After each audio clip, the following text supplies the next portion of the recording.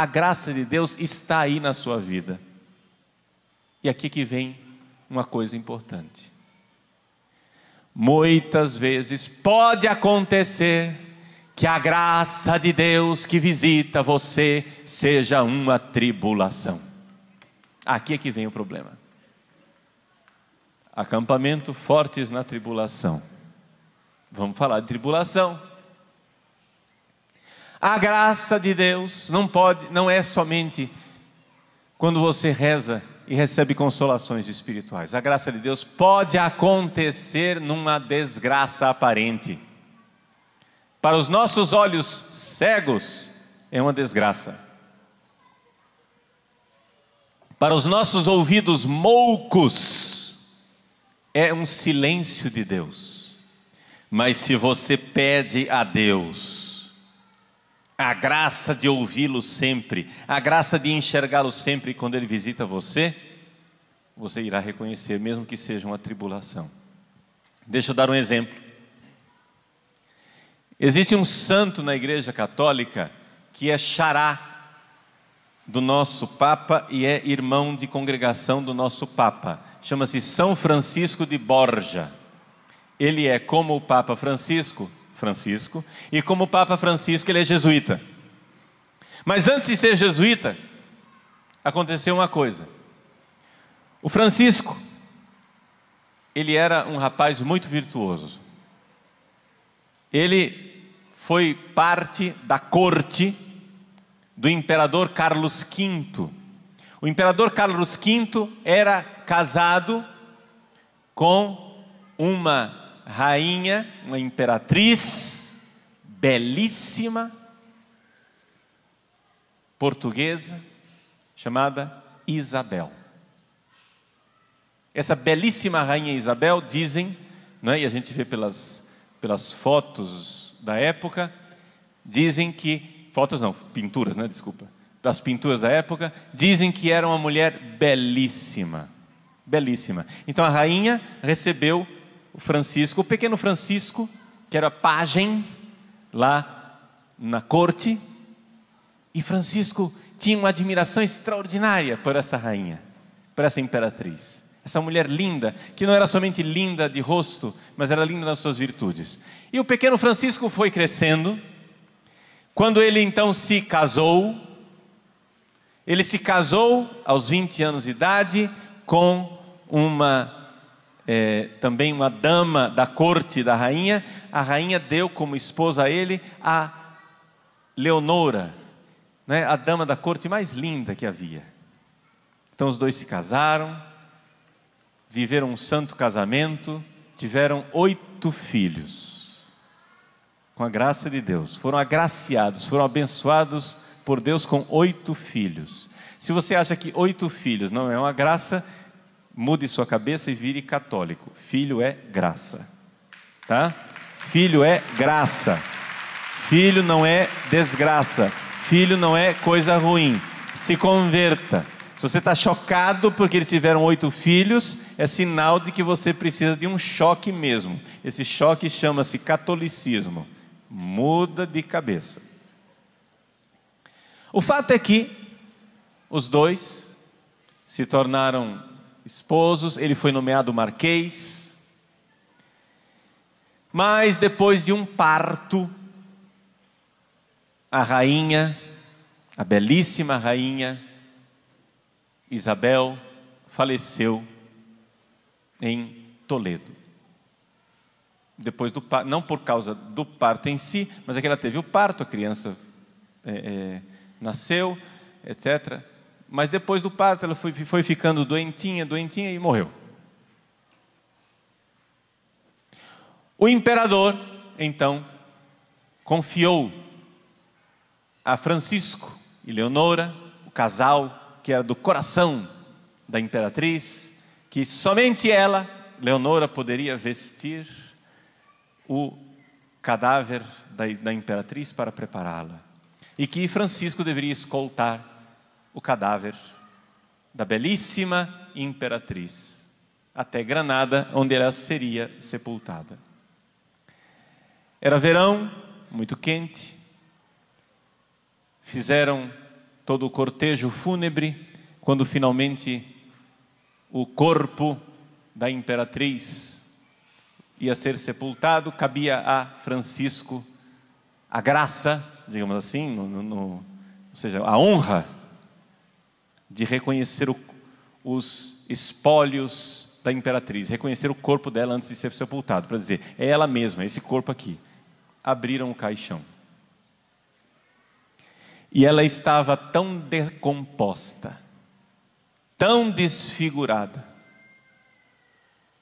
o cadáver estava tão horrível, que todo mundo, quando abriu a tampa do cadáver, do caixão, todo mundo saiu, porque o cheiro era insuportável. Francisco ficou ali diante daquele cadáver decomposto, daquele rosto comido de vermes,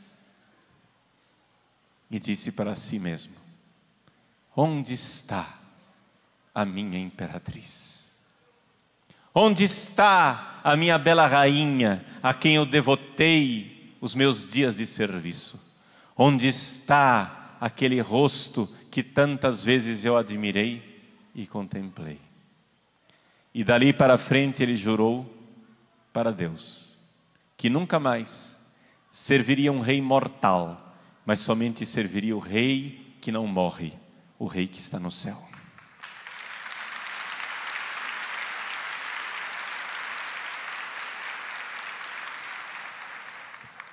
Naquela época, Francisco e Leonora já haviam feito voto de castidade.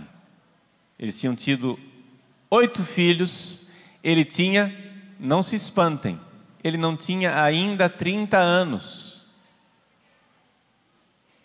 Ele não tinha ainda 30 anos e os dois já tinham feito voto de castidade. Tiveram 8 filhos, cumpriram sua missão, etc. Vamos agora viver para Deus. Fizeram voto de castidade. Dali a pouco, num prazo de 6 anos, ele, de marquês, passou para vice-rei da Catalunha. O pai dele morreu, ele tornou-se duque de Gandia. Quando ele estava no auge da sua carreira, fica viúvo. Leonora também morre. Ele já tinha os seus filhos encaminhados. Ele então resolve entrar para a companhia de Jesus, foi ordenado padre, tornou-se um grande santo e o terceiro responsável da companhia de Jesus. Essa é a história de São Francisco Borja. Resumidamente, tem muito mais história para contar. Mas eu gostaria de contar essa história, e quero contar essa história para que você enxergue que a tribulação pode ser uma graça. A morte da imperatriz foi para o rapaz Francisco, que já era santo, já era virtuoso, mas ele precisava de um impulso da graça. Ele precisava de um impulso da graça. Ele tinha uma carreira política, ele tinha uma carreira humana. Ele tinha como galgar na corte do imperador. Carlos V era o imperador que podia dizer que o sol nunca se punha no seu império, porque na África, na Ásia, ele tinha terras. Lá nas Filipinas, na Ásia e na América, o sol nunca se punha no império de Carlos V. Francisco Borja tinha uma carreira promissora nesse império. Ele, com 30 anos de idade, foi nomeado rei, vice-rei. Ele podia ser grandioso. Não servirei a um rei que morre. Vejam como a morte, que é uma desgraça, a morte que é uma coisa ruim, tornou-se o momento da graça. Nós pedimos a Deus o pão nosso de cada dia. Nós pedimos a Deus as graças necessárias para chegarmos no céu. Nós pedimos a Deus as graças para nós um dia chegarmos a contemplá-lo face a face no céu. Às vezes Deus ouve a nossa oração, mas nós não reconhecemos. Às vezes Deus permite que a morte, a dor, a tribulação sejam a misericórdia que bate à sua porta. Meus irmãos, a misericórdia de Deus é como uma árvore. Essa árvore ela tem vários galhos, mas alguns galhos a gente não quer reconhecer. É por misericórdia de Deus que eu existo, é por misericórdia de Deus que eu recebo o perdão dos pecados, é por misericórdia de Deus que eu tenho os sacramentos, a fé, a igreja, as virtudes, é por misericórdia de Deus que eu tenho o alimento, a vida, o ar para respirar, a natureza belíssima para contemplar, é por misericórdia de Deus que eu tenho tudo, mas é também por misericórdia de Deus que nós somos castigados. Nossa, padre, que é isso? Deus castiga? Mas padre, Deus é amor? Deus é misericórdia? E eu digo, é verdade, Deus é amor e misericórdia, mas exatamente porque é amor e misericórdia, Ele castiga. Quem é pai ou mãe aqui, levanta a mão. Você já colocou o seu filho de castigo? Porque você odeia seu filho. Por que você colocou seu filho de castigo? Ó mãe malvada, ó pai cruel, porque você o odeia? Não. E se seu filho fizer bico e disser, eu estou com raiva de você, eu não quero saber de você, eu não amo mais você, você vai tirar o castigo? Não, porque você ama, mesmo quando o seu filho não compreende o seu amor. A tribulação pode ser um momento da graça de Deus visitando a sua vida. Deus pode estar batendo à porta. São Máximo, confessor, um grande santo da igreja, que viveu no primeiro milênio, século VII, São Máximo disse assim: os idiotas clamam a misericórdia o dia inteiro, quando ela se manifesta não a reconhecem. Deus pode estar batendo à sua porta, assim como a imperatriz Isabel, falecida e morta, ali foi um momento de graça divina para São Francisco Borja. Deus pode estar chamando você e dizendo, corações ao alto, não sirva mais a uma imperatriz mortal, sirva a um rei que nunca perece. Pode ser que você estivesse querendo bens materiais e diante dos bens materiais destruídos, Deus diz a você, acumulai tesouros no céu, onde nem a traça come e nem a ferrugem corrói. Pode ser que seja Deus visitando você, e você não está enxergando. Quantas e quantas vezes eu já ouvi confissão de pessoas, senhoras, por exemplo, atribuladas, mães de família, que dizem assim, padre, eu rezo tanto pela conversão da minha família, e minha família não muda nunca, e eu só vejo as coisas precipitando, e cada vez piores, e eu digo, minha filha, você tem certeza que você está rezando pela conversão da sua família? Ela disse, estou, padre. Então você faz parte da sua família? Faço, padre. Reze pela sua conversão, porque a primeira pessoa que Deus quer converter é você. A tribulação pode ser exatamente um grito da misericórdia de Deus que está dizendo para você, pare de colocar coisas mundanas no lugar de Deus. Pare de ofender a Deus, buscando a felicidade num bem-estar, numa calmaria, numa paz aqui na terra, quando Deus na verdade quer te prometer o céu e quer que você eleve o seu coração. Onde está a sua esperança? Onde está a sua esperança? A sua esperança está ancorada no céu, ou sua esperança está agarrada ao Titanic que afunda? Onde está a sua esperança? É no céu ou no navio que afunda? Então pare de pedir a próxima música. Pare de ficar entretido com a orquestra. Corações ao alto. Então vejam que aqui o Pai Nosso continua. Tem mais 3 pedidos. Esses 3 últimos pedidos são pedidos negativos. São pedidos para tirar o empecilho, aquilo que está atrapalhando a gente de ir para o céu. Primeiro empecilho, o mais radical de todos, o que realmente pode fechar a porta do céu para nós, é o pecado. Perdoai-nos as nossas ofensas, assim como nós perdoamos a quem nos tem ofendido. Que Deus nos livre do pecado, porque o pecado é a única coisa que realmente pode fechar a porta do céu para nós. Mas nós pedimos realmente que Deus perdoe os nossos pecados? Outro dia, acontece às vezes, dá aquele no meio da noite, dá um clique assim, você acorda, 3:30 da manhã, e agora? O sono foi embora, o que é que eu vou fazer? Então, tomei banho, comi uma coisinha na cozinha, foi aqui na casa do Monsenhor Jonas, esses dias agora. Fui à cozinha, assaltei a geladeira, comi alguma coisinha, voltei para o quarto, fui rezar.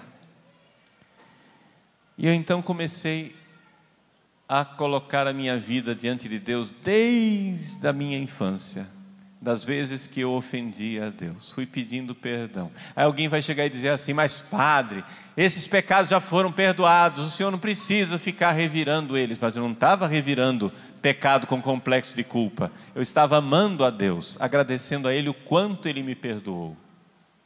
Porque a gente se esquece de agradecer a Deus todas as maravilhas que Ele nos perdoou. E eu comecei a contar para Deus os pecados e cantar as maravilhas de Deus, da misericórdia e da bondade, do quanto Ele me perdoou. Amanheceu o dia e eu ainda estava lá nos 11 anos de idade. Ficou para rezar o resto da oração outro dia. Mas quantas coisas maravilhosas Deus nos perdoa. Perdoai-nos as nossas ofensas, é o perdão de Deus. Eu falei para vocês, nos 4 primeiros pedidos, o quanto Maria era um modelo de oração, mas aqui eu não posso fazer isso. Por quê? Porque nesse 5º pedido, Maria não rezava o Pai Nosso. Por quê? Porque ela não podia dizer perdoai-nos as nossas ofensas, porque ela nunca ofendeu a Deus. Está entendendo? Nem Jesus e nem Maria rezam o Pai Nosso. Não do jeito que a gente reza. Que é isso, padre? Mas Jesus disse, Pai Nosso. Sim, Ele disse, quando orardes, vós dizei, Pai Nosso que estais no céu. Vós, vocês digam. Perdoai-nos as nossas ofensas. Maria não diz perdoai-nos as nossas ofensas. Maria diz, perdoai, Senhor, as ofensas deles. Como Jesus na cruz, Pai, perdoa-os, eles não sabem o que fazem. Esse é o Pai Nosso de Jesus. Ele pede perdão pelos nossos pecados. Ele pede para que Deus não considere os nossos pecados. Então Nossa Senhora reza conosco, mas de um jeito diferente. Ela pede a Deus o perdão dos meus pecados. Minha Mãe do céu, ajudai-me a pedir o perdão dos meus pecados. Segundo obstáculo e empecilho para a gente chegar lá no céu é a tentação. Tem muita gente que diz assim: ai, meu Deus, que não haja tentações na minha vida. Tempo perdido. Para de pedir essa bobagem. Se você está pedindo para não ter tentações, está gastando saliva à toa. Deus não vai ouvir essa oração. Deus ensinou a gente não ter tentações. Ensinou a não nos deixeis cair em tentação. Ou seja, que a tentação vai haver, mas que a gente não caia. E por que é que Deus permite a tentação, padre? Chegamos ao coração do nosso acampamento. A palavra tentação, peirasmos, tem um outro sinônimo também, muitas vezes, no dia a dia da vida, que é a tribulação, tlipsis. Ou seja, a tentação pode ser feita, uma tentação pelo diabo, para que você caia e peque. Mas pode haver um tipo de tentação que não vem do diabo, não é essa que Jesus fala no Pai Nosso, mas em todos os casos, só para esclarecer, existem as provações, as tribulações, que são um convite a nós sermos melhores, são um convite a nós amarmos mais. Então, quando a gente vê que existem tribulações que são um convite de Deus para nós amarmos mais e sermos mais generosos, nós então entendemos por que é que Deus permite que o diabo nos tente. Por que é que Deus, que é bondoso, misericordioso, amoroso, permite que esse coisa ruim, né, esse tinhoso, esse encardido, como dizia o Padre Léo, fique escorraçando a gente? Porque Ele quer ver o nosso amor. A gente mostra o amor quando a gente luta por uma pessoa, é ou não é verdade? As pessoas que você ama são as pessoas pelas quais você lutou. É a famosa história de Santo Antão, narrada na vida escrita por Santo Atanásio. Santo Atanásio escreveu a vida de Santo Antão. Santo Antão era um padre do deserto que vivia, né, dedicando sua vida de oração como eremita, sozinho no deserto. Um dia Antão foi atribulado terrivelmente por Satanás. O diabo apareceu para ele em forma de mulher, e Antão clamou a misericórdia de Jesus. A mulher foi embora. Aí apareceu em forma de touro, de tigres, de cobras, de répteis, etc. E o alarido foi tão grande, que conta Santo Atanásio, que a confusão daquela tentação foi tão terrível que até a parede desabou. E Santo Antão ficou lá, firme, rezando e pedindo misericórdia. Quando as tentações passaram e o diabo foi embora, Jesus apareceu. Aí Santo Antão olhou para Jesus assim e disse: bonito, né? Bonito para sua cara, agora que você vem aparecer. Bom, Santo Antão não disse isso de forma irreverente, como eu estou dizendo aqui. Ele disse de forma mais educada.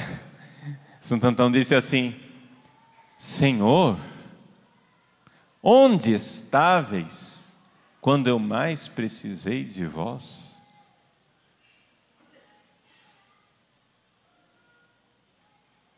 Eis aí, onde está Deus no momento da tribulação? Onde está Deus? Ubi es Deus tuus, diz o Salmo. Onde está o teu Deus? Dizem os ímpios, na hora que nós estamos no chão, na hora que nós estamos derrubados. Onde está o teu Deus? Jesus então olhou para Antão e disse: Antão, eu estava o tempo todo aqui, mas eu queria te ver lutar.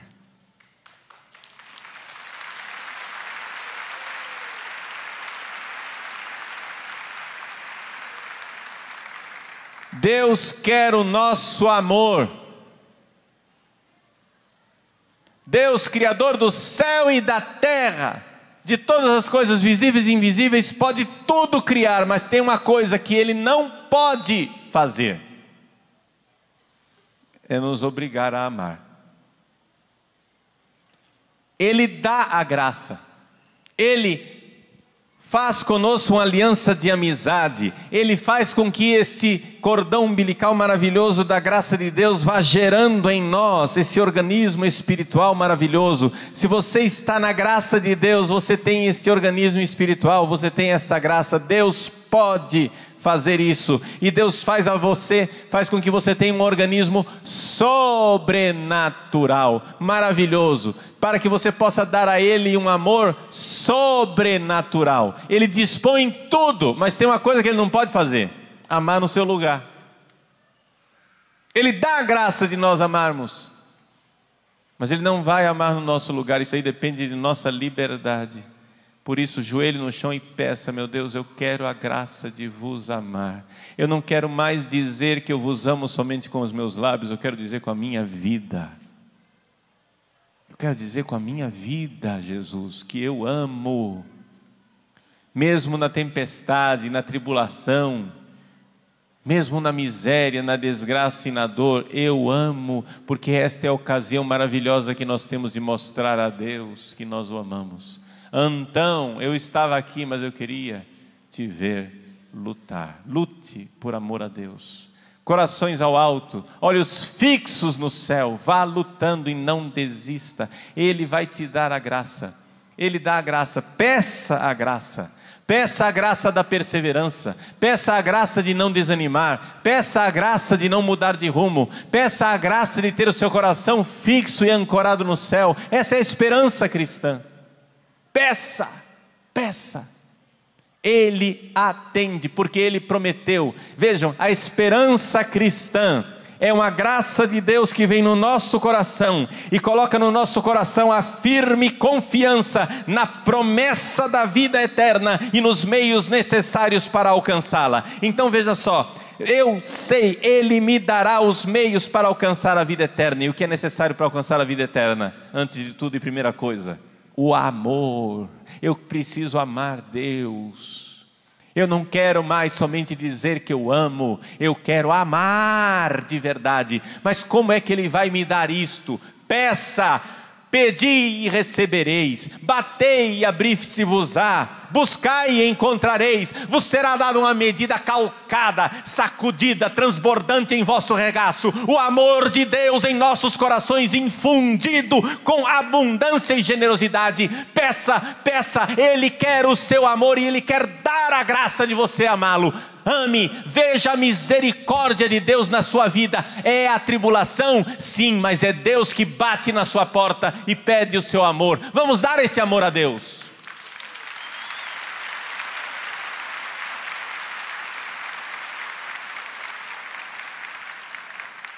Todos os grandes santos e santas de Deus viveram um momento de túnel escuro. Todos os grandes santos e santas de Deus, seguindo o modelo que é Maria, viveram o sábado santo, o momento da solidão terrível e avassaladora, em que parecia que a fé havia desaparecido do meio da terra. E aí Maria é nosso modelo. Ela que não se deixou abalar pelas tentações demoníacas, ela que não tergiversou, ela que não perdeu a esperança, ela que não se abalou, ela é verdadeiramente a nossa esperança. Spes nostra salve, nossa esperança. Ela é verdadeiramente a mãe da esperança. Quando Cabral entrou nas suas caravelas lá em Portugal, o rei, que era, aliás, pai da imperatriz Isabel, o rei entregou a Cabral o estandarte real da Ordem de Cristo e a imagem de Nossa Senhora da Esperança. A imagem de Nossa Senhora da Esperança é uma imagem com Nossa Senhora com a criança num braço e no outro braço a pomba do Espírito Santo. O Espírito que gerou o Filho em Maria. Os dois braços de Deus, os dois paráclitos de Deus, como diz Santo Irineu de Lyon, Deus Pai, para nos salvar, Ele envia as duas mãos, os dois braços de Deus enviados ao mundo, são os dois paráclitos, o Filho e o Espírito Santo. Maria, a mãe da esperança, tem nos braços os dois paráclitos, os dois intercessores, os dois defensores, os dois advogados, Jesus e o Espírito Santo. Cabral trouxe esta imagem feita de pedra para o Brasil. E quando, no dia 22 de abril, se celebrou, 22 ou 23, agora a história me veio um lapso na memória. 21 descobrimento, mas depois a primeira missa, acho que é 23. Quando teve a primeira missa, olha lá no livro de história e confere, a data não importa. Quando teve a primeira missa no Brasil, eles então ergueram o altar e estava lá no altar a imagem de Nossa Senhora da Esperança. A esperança que ajudou Cabral a transpor os mares, a atravessar o mar tumultuoso e perigoso para chegar até as praias desta terra da Santa Cruz. Meus queridos, minhas irmãs, meus irmãos, também nós entremos na nau Capitânia junto com Cabral para fazer a travessia do mar desta vida. Também nós carreguemos conosco a Senhora da Esperança, a Senhora da Boa Esperança, aquela que é advogada nossa, aquela que intercede por nós, porque se você é fraco na sua oração, ela intercede por você, ela está com os dois paráclitos, abraçada com os dois paráclitos, que os seus braços de mãe sejam verdadeiramente um sinal destes dois advogados que nós temos junto de Deus, Jesus e o Espírito Santo. Deixe-se abraçar por Nossa Senhora, deixe-se abraçar pela Mãe da Esperança, deixe-se abraçar quando toda a esperança humana tiver desaparecido, quando até aquela pequena mecha que fumegava desapareceu debaixo de um balde de água fria, quando você já nada espera, saiba, ela espera contra toda a esperança, ela é a Virgem da Boa Esperança, ela não deixa você jamais, está com você no mais fundo do abismo e da escuridão da sua vida. E ela é modelo de nossa esperança. Por isso, a esperança nos coloca diante de uma grande pergunta, e com isso eu concluo essa pregação. Quem sou eu? Ou seja, para responder o que é que eu posso esperar de Deus, eu tenho que responder: quem sou eu? O que é que eu estou fazendo nesse mundo? Qual é a minha finalidade? Eu estou aqui fazendo o quê? Eu vim aqui de férias. Esse mundo é o quê? É um balneário? É uma estação de férias em que nós estamos aqui nesse mundo para passar um belo tempo de felicidade e alegria, um paraíso terrenal, um paraíso terrestre, em que nós estaremos muito bem, obrigado, volte sempre, protegidos por Deus em todas as circunstâncias, vivendo uma prosperidade. É isso que nós somos? Jesus por acaso prometeu a alguém a prosperidade aqui nesta terra? Ou ele disse: se você quer me seguir, para lá, para o céu, renuncie a você mesmo, dia após dia, quer dizer, todos os dias, tome a sua cruz e me siga. Tome a sua cruz e me siga para o triunfo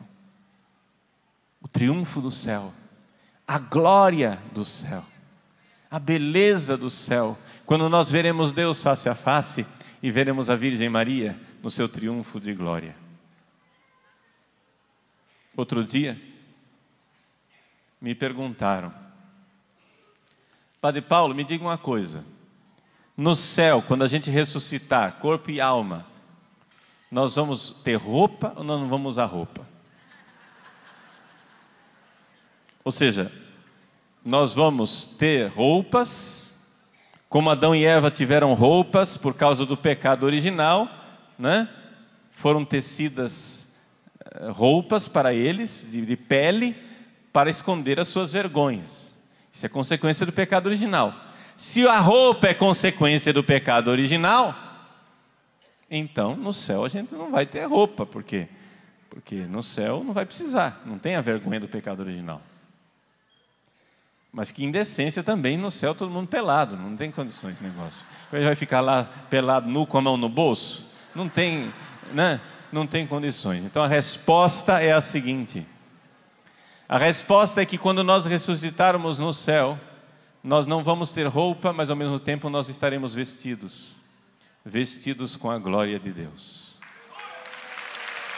Porque, como eu sei disso? Eu sei disso porque existe uma mulher ressuscitada, e o nome dela é Maria. E quando ela apareceu ressuscitada no Apocalipse número 12, capítulo 12, está escrito: eu vi no céu um grande sinal, uma mulher vestida de sol, vestida com a glória de Deus. Nós queremos um dia ver Maria no céu, na sua glória. Essa é a nossa esperança. Que nós contemplemos a Virgem na sua glória, na sua graça. Ela, a Virgem da graça, aqui na terra, viveu agraciada, plena de graça. Já que a graça é a glória no exílio, lá no céu ela está plena de glória. Se Deus reuniu todas as águas e fez o mar, e reuniu todas as graças e fez Maria, então no céu, quando estas graças reunidas se encontram no seu lugar e em casa, no céu nós podemos dizer que Maria está cheia de glória. Ela tem todas as glórias no céu. Meus irmãos, que alegria saber que nós estaremos com ela. Que alegria poder dizer e cantar aquela música que nós cantávamos em nossa infância. Com minha mãe estarei na santa glória um dia, junto à Virgem Maria, no céu triunfarei. Se levante e cante. No céu, com minha mãe estarei. No céu, com minha mãe estarei. Uma salva de palmas para Nossa Senhora, a Mãe da Esperança.